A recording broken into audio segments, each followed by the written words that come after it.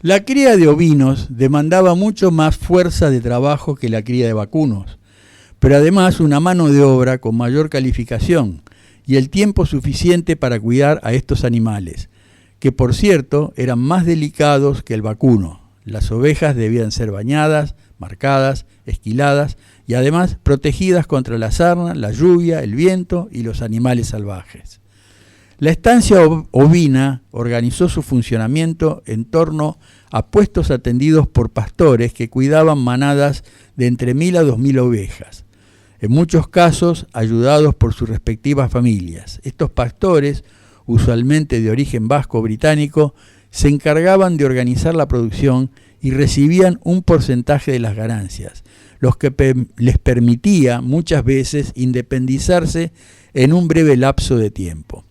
Además, la esquila se alteró el papel de las mujeres en las tareas rurales, un espacio que hasta ese momento estuvo dominado por los hombres.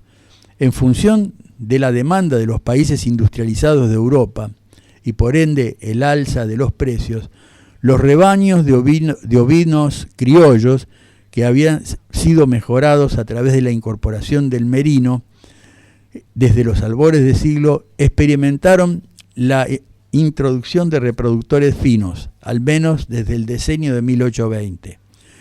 Al respecto, se destaca un grupo de estancieros de origen británico radicados en la provincia de Buenos Aires y Entre Ríos que llevaron a cabo cruzas adaptativas. En torno a los fines del año 1840 existían ya establecimientos de cría y cabañas muy especializadas, provistos de cerca de madera y luego alambrados, molinos, aguadas, galpones e instalaciones para realizar los baños antisárnicos. En una de las investigaciones más conocidas sobre el tema, se ha advertido la existencia de un boom en la actividad entre 1850 y 1865, situación favorecida por el ciclo de los precios altos que marcó el periodo que va desde 1850 a 1890. La exportación de lana desplazó el cuero vacuno en el rubro para adquirir una posición central. La venta de dicho producto llegó a representar aproximadamente la mitad del valor total exportado por Argentina. Con el aprovechamiento más intenso del lanar, se sumaron luego a los rubros exportables el cebo, las pieles y la carne congelada. Esta situación elevó la demanda laboral en los distritos ovejeros bonaerenses, con el consecuente incremento de los salarios y la aparición de excelentes oportunidades de crecimiento económico para aquellos que se iniciaban en la actividad. En este sentido, la parcería jugó un rol importante como instrumento que permitió a muchos humildes ovejeros convertirse en productores independientes y propietarios.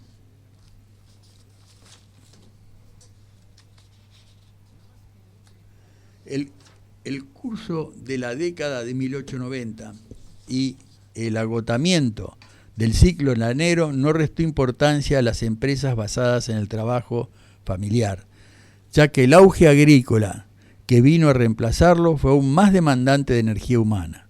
Los grandes requerimientos de mano de obra propios de la veloz expansión de la superficie cultivada en el cambio de siglo dieron lugar a un auge del trabajo familiar en el marco de un régimen de arrendamiento.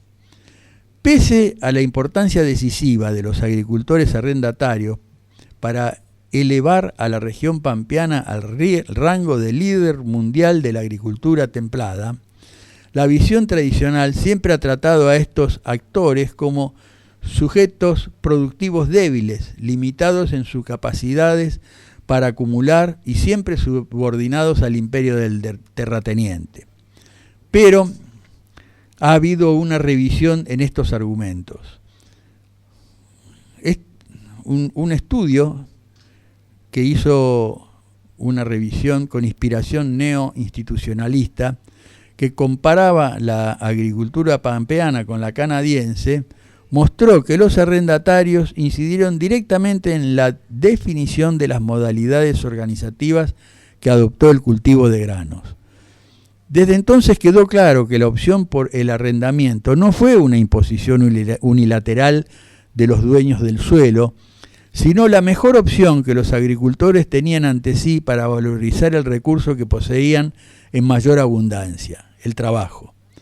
Movidos por el deseo de incrementar su ingreso en corto plazo, los chacareros privilegiaron aquellas opciones contractuales, arrendamiento y técnicas productivas, mecanización, que les permitían aumentar rápidamente la escala de su actividad. Desde el punto de vista productivo, la principal consecuencia fue una mecanización más veloz que la que entonces se verificaba en las praderas norteamericanas, donde parte fundamental de los recursos de los agricultores fueron a parar a la compra de tierras. El auge agrícola contribuyó a la división del suelo y el acceso de nuevos actores a la propiedad de la tierra. Pero aunque morigerada, la concentración del suelo pervivió.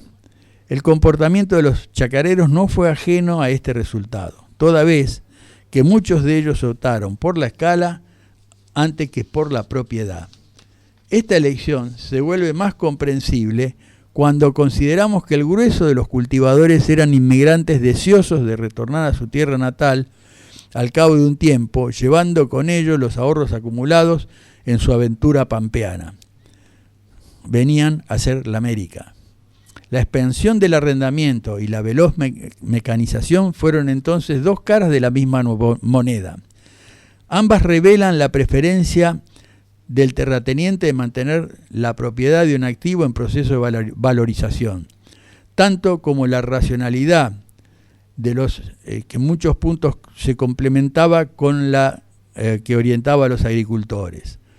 Es indudable que la opción chacarera por el arrendamiento en gran escala tuvo en el largo plazo un efecto negativo sobre la distribución del suelo. De allí la protesta de Alcorta de 1912 comenzó a convertirse en un problema de envergadura. Hasta entonces, sin embargo, el arrendamiento sirvió para orientar los recursos de los agricultores hacia los rubros más capaces de potenciar su capacidad productiva y, por lo tanto, expandir velozmente la superficie cultivada y el volumen de la producción. Centrado en el arrendamiento, el chacarero presta poca atención a la diversidad de escalas y las formas de la tenencia del suelo que imperaban en la región, porque su énfasis estaba en la capacidad de la agricultura argentina de incorporar tecnología, sobre todo mecánica, y que estaba muy bien argumentado. Ello se observa en el hecho de que pese a la naturaleza ricardiana de la región pampeana, con suelos menos fértiles y menos conformes a medida que crece la distancia con Buenos Aires, la expansión agrícola hacia tierras cada vez menos valiosas no supuso una caída global en los rendimientos. Para 1910, la agricultura argentina estaba cerca en la frontera tecnológica en materia de maquinaria y semillas, a un nivel similar de sus competidores de las praderas canadienses y estadounidenses, que gozaban de un acceso fácil al crédito y a los bienes de capital. La pampa era más desigual que estas agriculturas basadas en cultivadores productivos, pero no menos eficiente para impulsar el crecimiento.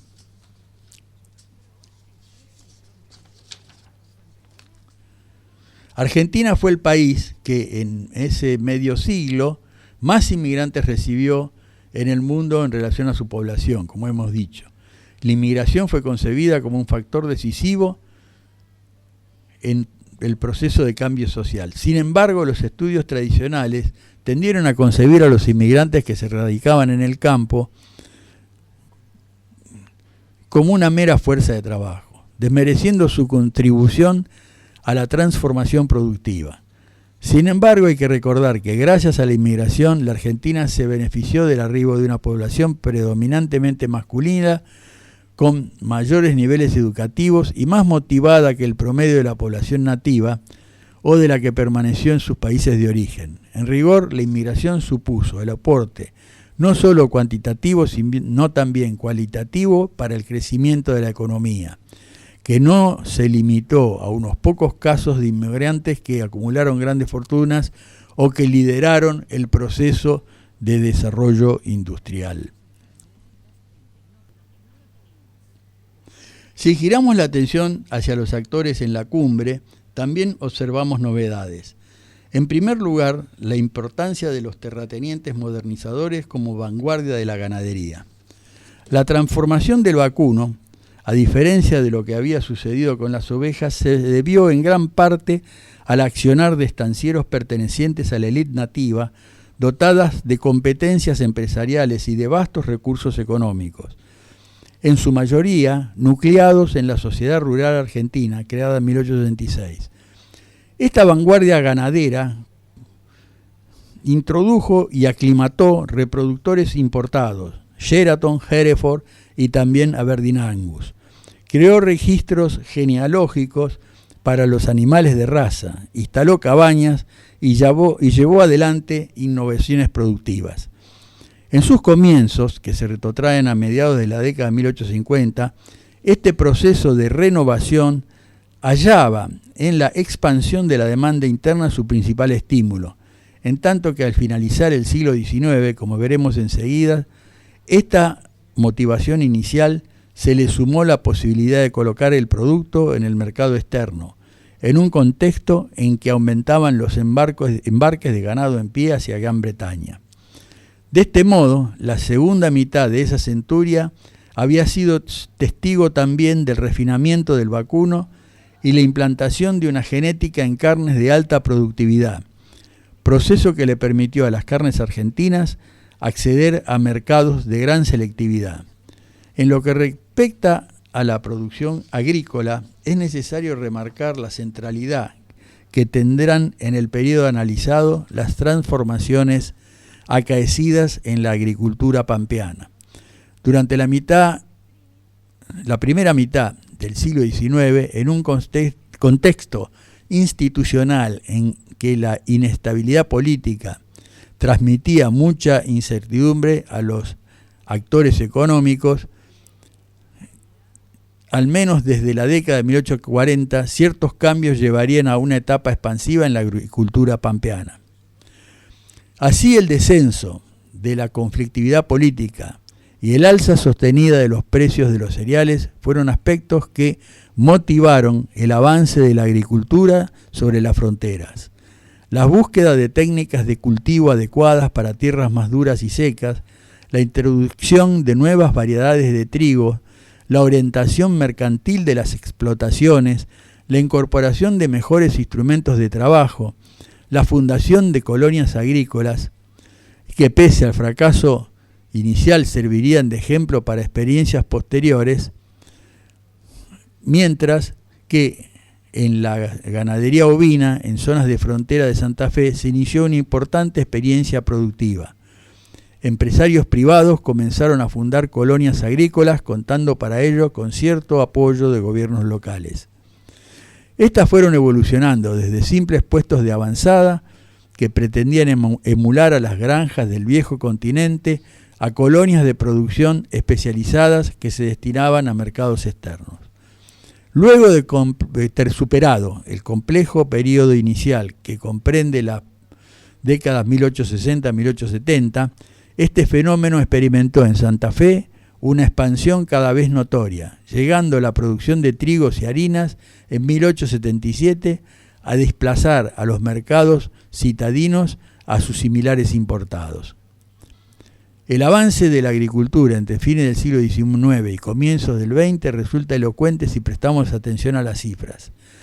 Hacia la década de 1880, las exportaciones ganaderas representaban cerca del 95% de las ventas al exterior, en tanto que para 1914 su incidencia en el valor total de las exportaciones descendió a menos de la mitad del total del rubro.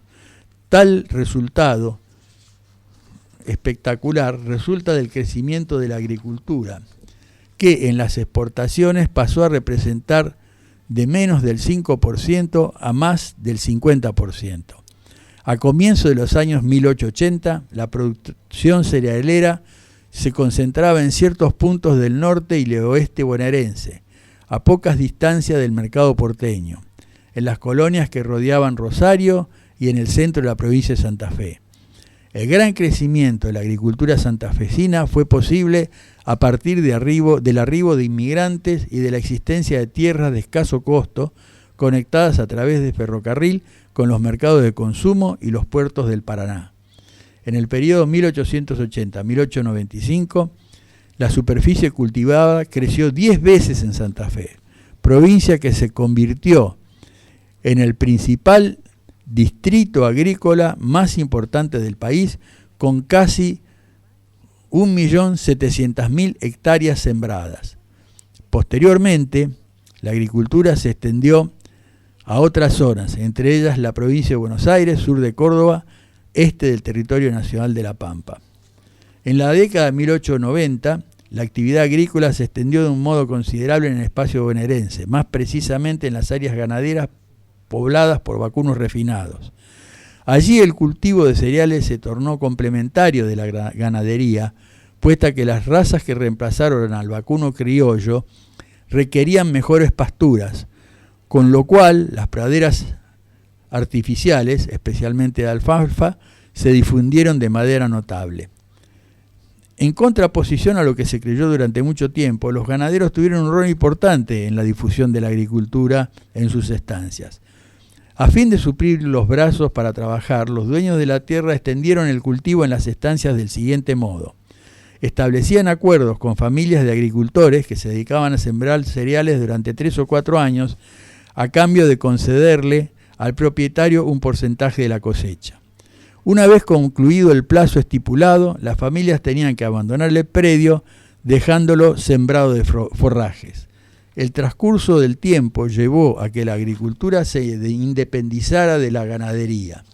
En el período que va de 1888 a 1914, la superficie sembrada se multiplicó 11 veces en la región pampeana.